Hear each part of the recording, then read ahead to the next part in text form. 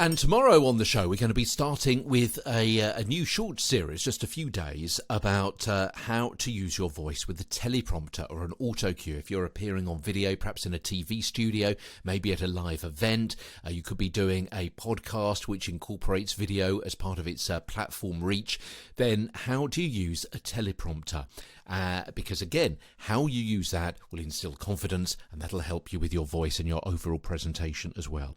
Today, though, your video call voice confidence tricks on Get a Better Broadcast podcast and voice over voice. Hello, I'm Peter Stewart. So once you've set the lights and the background how you want them for your video call, Skype, Zoom, might be a webinar, could be a YouTube, something like that, find the button on your video platform that allows you to turn off your self view, because that may help you feel more confident, because you won't have that potential dysmorphia that we spoke about a few days ago. And then here's a couple of other tricks. Put your notes to one side of the screen. Yeah, if you've got a laptop and you've got your notes, particularly if they're on A4, then you can balance them on the screen. You don't need necessarily to see yourself. As I say, that could be off-putting. You don't necessarily need to see other people, but you probably do need to see your notes and your bullet points. We'll speak more about scripts and notes and bullet points in the next couple of 3 weeks, incidentally. But if you've got them just alongside your camera on your screen, then it's much easy.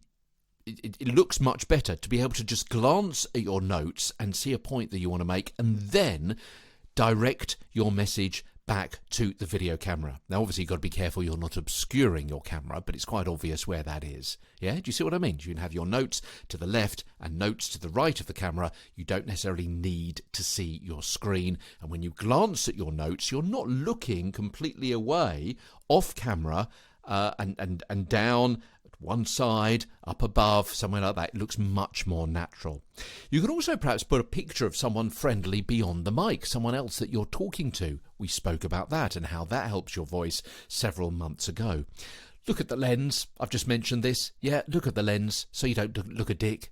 Don't look at the screen. Don't look somewhere else. Don't look over into the middle distance.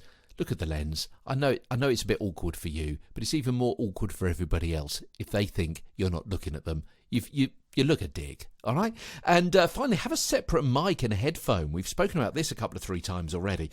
It makes you sound better and have a better emotional connection as well.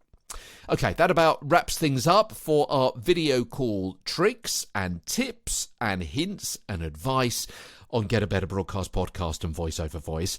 Tomorrow, we're going to start, as I say, a new series, a short one, just about using a teleprompter and auto cue. Yeah, over the next few days, how you too can be an auto cutie. As Get a Better Broadcast podcast and voice over voice continues. From London, I'm Peter Stewart.